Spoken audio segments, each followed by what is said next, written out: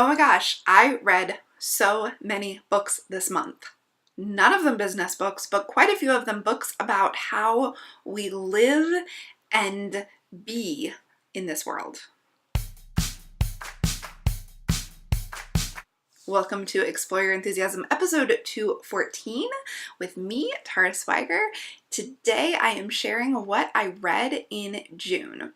So you might know I have another podcast where we talk about what we're reading every single week, and that's called Essential Enthusiasm. It's a conversation with me and Jolie of joliecreates.com. If you are interested in hearing more, like up-to-date more info about the books I'm reading, especially books that are related to mindset and business and well-being, check out that podcast. It's called Essential Enthusiasm. So this month I read a ton of books and a lot of novels and not any business books. As I was making up the list, I was like, holy cow, I read no business books at all. Part of this is I just needed like a break from business and work and thinking. A lot is going on. If you listen to last week's podcast and you know about that. And I just kind of needed to escape. And one of the things that I found when my anxiety is high is my best kind of resource is reading novels. It just gets me out of my own head. It gets me out of like swirly loops. And sometimes I can't really focus on TV shows, but I can focus on a fast-paced novel, especially like mystery-related novels or murdery novels. And I am a person, by the way, who does not like true crime at all, but I like whodunits. So in that vein, the first kind of group of books I read this month are kind of the fluffiest. So I read a lot of novels by Alafair Burke, and I got turned on to Alafair Burke because she was listed in a listicle I found someplace of like 30 books by women of color that you should read in 2018, like books that were coming out. And her book, The Wife, is a super interesting like mystery and kind of psychological thriller that doesn't have a lot of violence, but it has a lot of deception. And it's interesting because it has a lot about how social media and the 24-hour news cycle impact a investigation. So Alafair Burke she was a DA for a while, and she still teaches lawyers and also writes novels. So once I really enjoyed The Wife, I went back and I read the book before The Wife, which is called The Ex, which is another like creepy psychological thriller. And then I just went back and I requested every book that my library has by Alafair Burke. She has also written with Mary Higgins Clark. Not reading those books, but I read If You Were Here, and I read Angel's Tip. I just finished Angel's Tip this weekend. It was like a super quick, all of these books are books I go through in a couple days. They're fun. They're really great for when my brain won't stop thinking about what it's thinking about. I can like turn to a novel and totally shut it off. So the next group of novels I read this month were ones I actually talked about in last month's episode, which is the Ancillary series by Ann Leckie. I told you how much I liked that first book, Ancillary Justice. So this month, right after I finished Ancillary Justice, I read Ancillary Sword and Ancillary Mercy. It's a trilogy. Oh my gosh, it's so good. So I also read season 11 of Buffy the Vampire Slayer. And lots of you guys are nerds with me and you love Buffy. If you loved the TV show Buffy, you need to go back and read these comics. I don't think I've ever talked about this on the podcast before because I read the other seasons when I was just blogging this instead of talking about this. So let's talk about this. So if you liked Buffy the Vampire Slayer, the TV show, and I didn't really love the last season, but when I realized that there was a comic that continued the storyline, I was like, well, I have to at least try it. And to be honest, I don't love the first season of the comic. I think it's season 8. What's really interesting is the comic comes out in seasons, which isn't usually how comics work, but there'll be total seasons. So there's season 8, there's season 9, there's season 10. And what I do is I was getting these issue by issue. So comics come out 1 issue a month. and it continues the story each month, or you can wait until they're collected up in usually anywhere from 6 to 11 issues will be collected in they're collected up in a volume of issues. And season 11 only has 2 volumes. Most of these seasons have had 3 or 4, but I really like it. It's like a look at what it's like to live in Trump's America. If well, the whole thing with the immigrant crisis that's happening right now totally lines up with what they wrote like a year ago in season 11 of Buffy the Vampire Slayer. So it is it's just crazy how much it relates to current politics, and it's crazy. It's not deliberately political in any way, but as you're reading it, you'll be like, hey, this is kind of about what's going on today, except for in a magical universe where vampires and vampire slayers live. So I really love it. I like the art. It's crazy to read a comic that are based on a character that had a real life person play it. So like Buffy looks like Sarah Michelle Gellar. Willow looks a lot like Allison Hannigan still looks. So it's super interesting. It's also just fun to read if you liked Buffy and you liked the Buffyverse. Even if you don't like the first season of the comic, keep going. It gets a lot better. And in this season, they really returned her to her Buffy roots. So oh my gosh. And if you want to talk about Buffy the Vampire Slayer, I love the show. I found out that some of my friends don't love it as much as I do, so I love to talk to people who love it. It's super metaphorical, and if you approach it like that, you see all of the goodness in it. Especially it's got a lot of metaphors about what it's like to be a teenager. So, Buffy, seriously, you need to read it. Okay, so I talked about novels by Alistair Burke, Buffy, the Anne Leckie series. So, another novel I read that has been on my list forever is Old School. It's funny to talk about this after talking about Buffy. Really, really the opposite side of sci-fi, and that's Howard's End by E.M. Forster. I know that I think it's the BBC came out with a TV series, Howard's End, and everybody was talking about it on My Culture podcasts and talking about they went back to the book and how good the book was, and I was like, well, now's a good time to read the book. So I requested it from my library. I read it pretty quickly.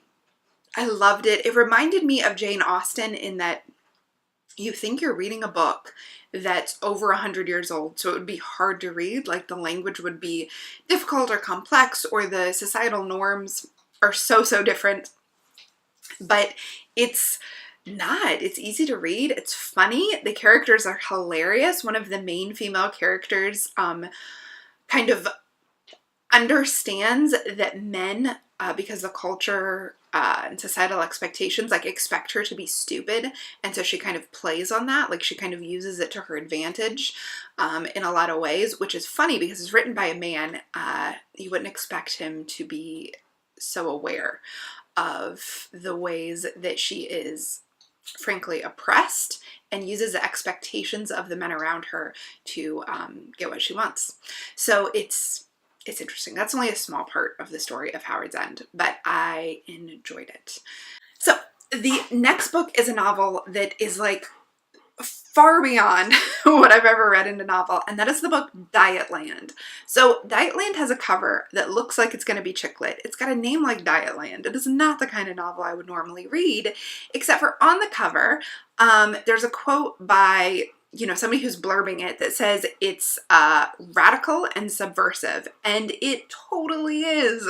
So I picked up this novel because I saw that there was a TV show that several different articles I was reading recommended the TV show. I still haven't seen the TV show, so I don't know if it's going to be as good as the novel. I'm letting myself sit in the novel before I watch the TV show. My DVR is recording it so I can go and watch a couple episodes once it's out. And it is just the book. I don't know how they're going to make it into a TV show. So I want to not give anything away, but tell you a little bit about it so you know why you have to pick it up.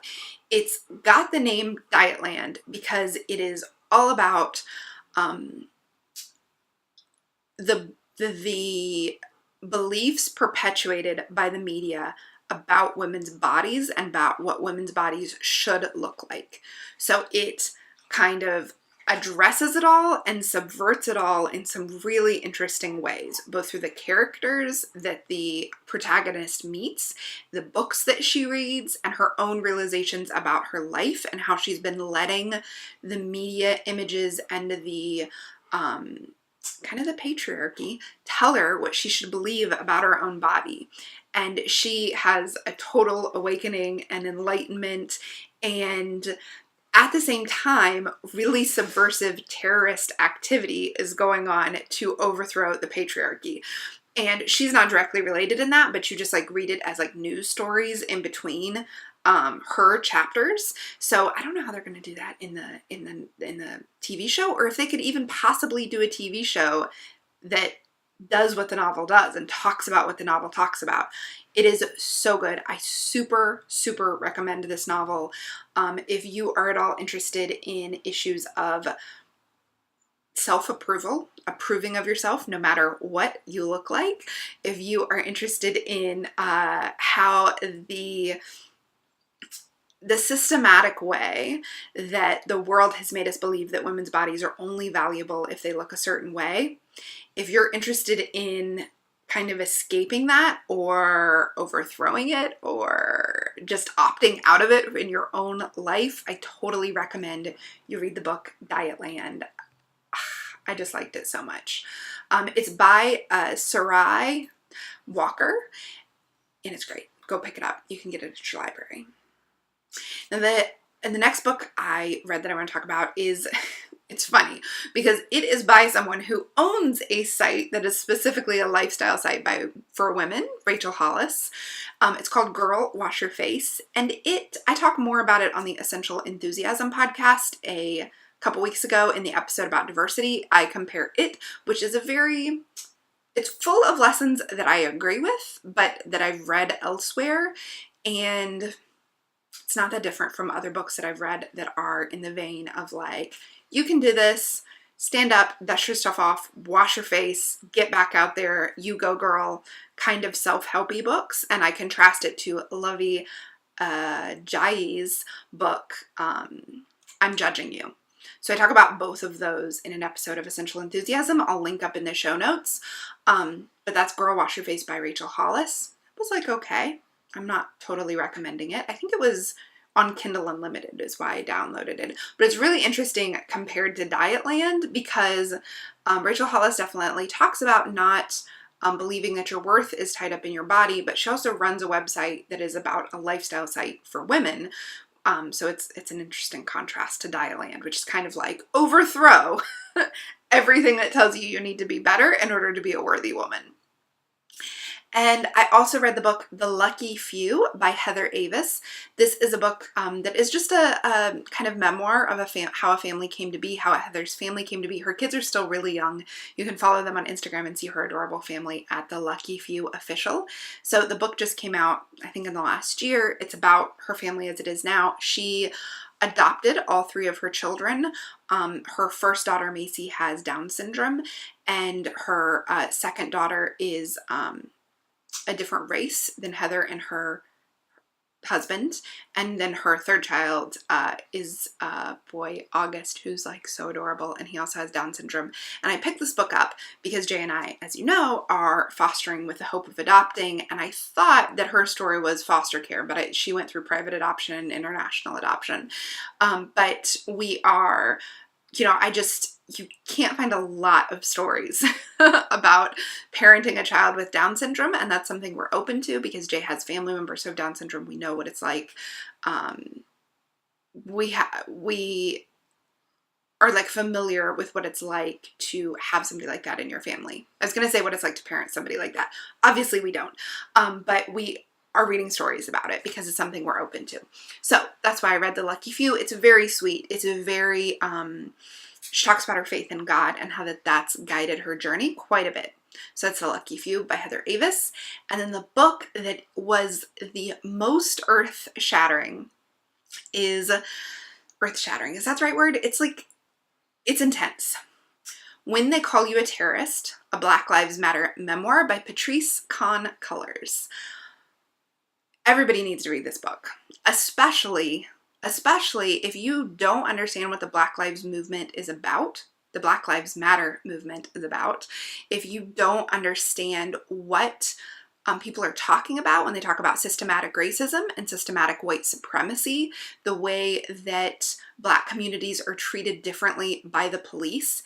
If all of that, either you're skeptical about or you just don't understand or you want to learn more, read this book. It's Patrice's story of growing up in LA in a predominantly Black community and the way that the police treated it like a police state, the way that 14-year-old boys are arrested and thrown to the ground and searched just for walking down the street together because of the laws about gangs.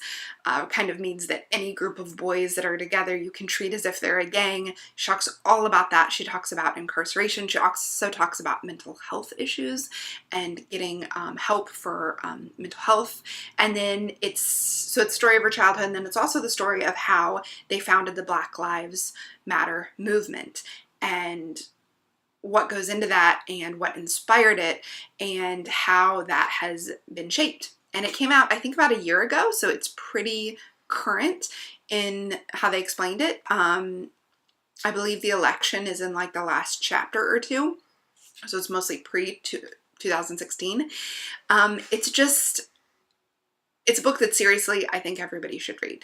If you don't understand what's going on when the Black Lives Matter movement marches or gathers, or you're not understanding the stuff about police violence, or maybe you feel like you really understand and you just want to get a deeper view, that's why I say everybody, wherever you are on that spectrum, this is a book to read. If this wasn't your life experience, then read this book and see what it's like through someone else's eyes to have lived this experience. So those are the books I read this month. I appreciate you being here. I appreciate your interest in what I'm reading. Every time I put this together, I'm like, do people really want to know what I'm reading? Especially when it's not a business book. You guys tell me over on Instagram that you do want to hear. Speaking of Instagram, as a total side note, Instagram TV just came out and I am recording a daily motivational lesson for you in 5 to 10 minutes over on IGTV. The awesome thing is if you follow me on Instagram, you're going to see those automatically. It just pops up on my profile as IGTV and click there, watch the video. I've gotten a couple messages saying, is this replacing the podcast? Definitely not. Never. I take a lot of time and energy, put them into this podcast and the show notes and the transcripts. So what's nice about IGTV is I can just like have an idea, pop on and talk to you. So I'm going to do that every morning. It's like coffee talk with Tara. The thing I'm thinking about, the lesson that's coming up the most for my students.